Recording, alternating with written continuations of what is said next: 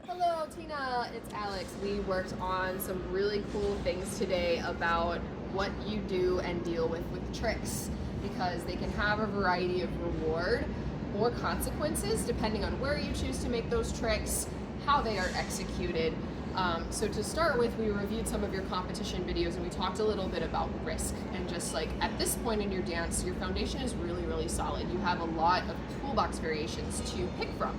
But now we need to be analyzing the different kinds of leads we receive and when is appropriate to execute some of these tricks with the lowest possible risk, especially when it comes to scoring. So if you have a leader that is a little more weak and their fundamentals aren't quite down, maybe choosing an option like a 1-foot spin is not necessarily the best choice, and it's really better served if you just go back down to your basics and showcase really beautiful quality of movement versus a trick. It's a little bit out of your control. I know we do want to try to showcase a trick here and there during competition, but ultimately rely on your base of what tool fits with what piece in the music based on the strength and the kind of lead that I am given. Then we talked a little bit more about how to deal with some of these situations, because you expressed that receiving things like monkey bars are less comfortable. You really like doing cool rides and developing that. And then dips sometimes are less confident. But in competition, sometimes we can be thrown into these things, whether we like it or not. And how do we deal with that? How do we choose and work on various entrances, and making sure your body is strong enough and prepared enough to handle whatever you're given? So with the monkey bar, we talked about a couple contingency plans. So number one is when you go under and you just walk out of it is probably the safest option for you right now, no matter what kind of lead you're given, because it's going to be more confident, more stable, and you have a clean exit and entrance, which is what the judges want.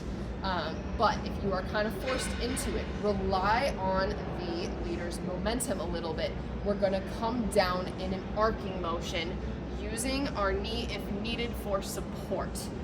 We want to make sure this arcs down to the left and that you are very much nicely over your left base of support. So that way, if you needed, you could just stand up straight from this position. We really want to make sure that ultimately you're setting yourself in a way where it's easy for you to support yourself, worst case scenario.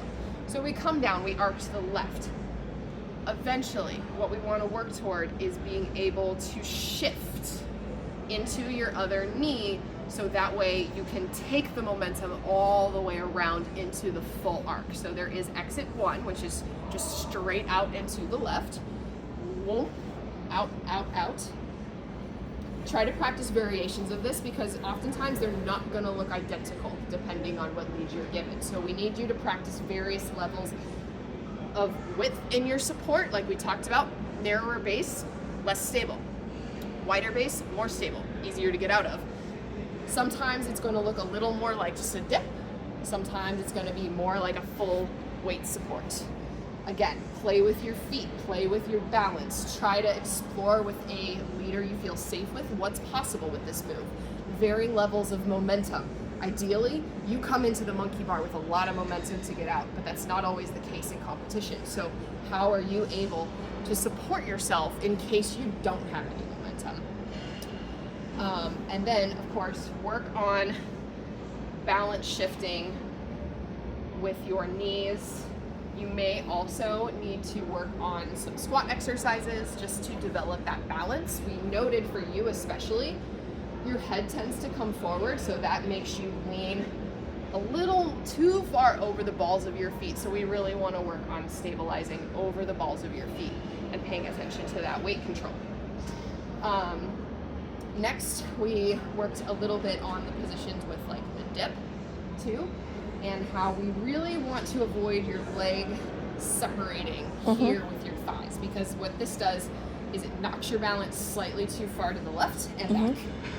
So what we really want to work on, if you're put into a dip, tight between your legs, keeping your legs close together and really sinking down into your hips. This could be like a chair sit. Honestly, you can even do a full chair sit like this, or you can have your leg back as a lunge, out as a pretty line, something that will really stabilize yourself, so that way if you're put in the dip, you don't need to rely quite as much on your lead, or even overexert yourself. We really want to avoid like dramatic back supports, more for safety. You clearly can support yourself with this kind of exit line, but I would say that's should be more of a backup plan, or if the musical moment really calls for it. And I think that mostly covered it. The other kind of minor thing is like, just watch your clarity of moment of footwork when you run into situations in your comps where you're not sure what your lead is giving you. Oh, sorry. Because then what'll tend to happen is you'll lose a little more control of your heel's footfall. So note that when the heel kind of just sits back like that, and I'm over exaggerating, you see the pop coming all the way through my knee joints and ligaments. Whereas if we are really controlling that heel motion, typically we're not going to use this as much unless it's an anchor, but it is important to really control the back, because that's a very easy thing for judges to see. Got it. Cool.